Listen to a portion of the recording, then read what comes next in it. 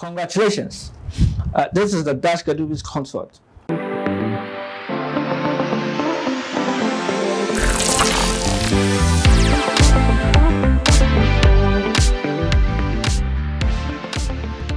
If you're watching this presentation, you must have secured a student visa. You couldn't have been more proud of yourself. Now, the essence of this presentation is to bring you up to speed as to the port of entry and what is required of you by the Custom and Border Protection officers in regards to the USA visa process for the F1 student. Now, the essence of this presentation is to take notice of the documents that you need to provide to these officers, and so that you could go through the borders successfully. Now, the new F1 student cannot enter the US more than 30 days before the program starts. Take note of the timeline. When an F1 student plans to enter the United States, you must follow some specific procedures and provide certain documents at the port of entry. Take note of the documents in question.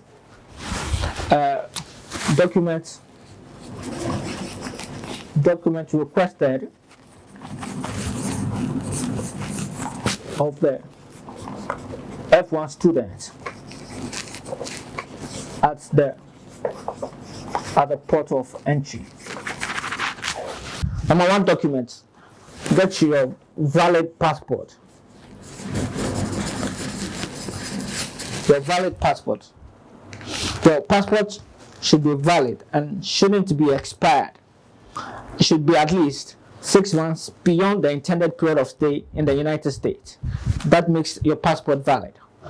Number two, valid F1 visa. Valid F1 visa. At the port of entry, you need a valid F1 visa. F1 student visa should be valid at the time of entry into the United States. If the visa has expired, the student may need to apply for a new one at the USA Embassy or consulate in their home country. Make sure that your visa is valid. The third document, the form I-20. The third document you need at the port of entry is form I-20. Now, the I-20, or if you like, the certificate of eligibility for non-immigrant student status, should have been issued by the university or the school that offered you the admission.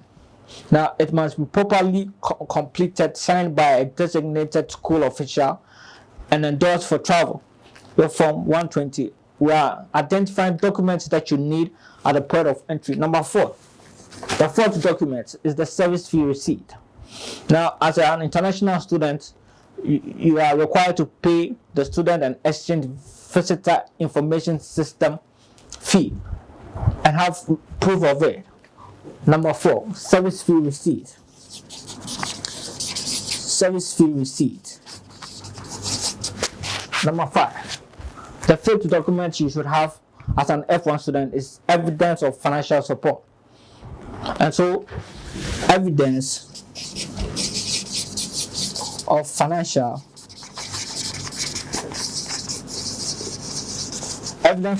support. And so, you had applied for an admission. You must have been offered a scholarship. You must have had award letters. You must have had financial guarantees. You should have documents to prove this. Documents that would prove that your tuition, living expenses, and other costs abroad will be taken care of. You should have documents to prove this.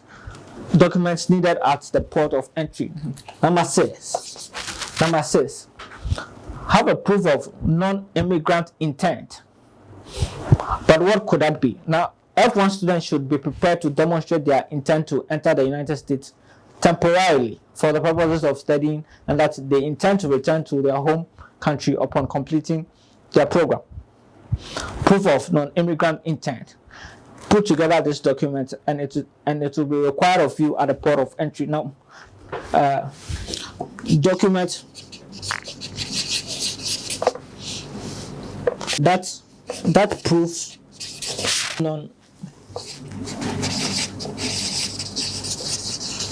immigrant intent. Number 7, the 7th document I ask you to get is your admission letter. When you are being admitted, you are issued an admission letter. Get that document on you at the port of entry. Admission letter. Admission letter. And so your admission letter will basically spell out the program that you had been offered, and also the name of the issuing university.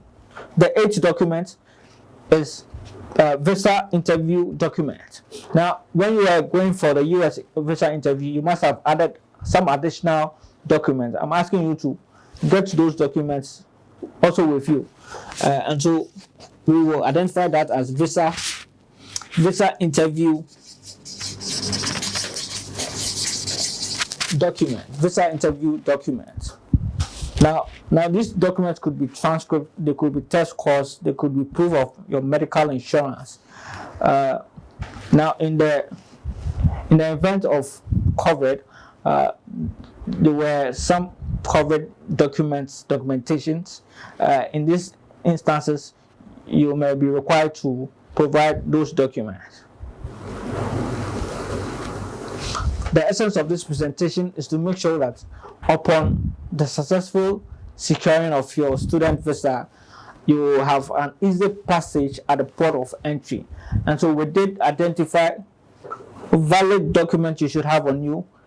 Amongst them include your valid passport, your visa should be valid, you should have a form I-20, your service fee receipt should be with you, you should have evidence of financial support, that your education abroad will be taken care of, you should have proof of non-immigrant intent, that you will come back, have an admission letter stating your program and the name of the issuing university.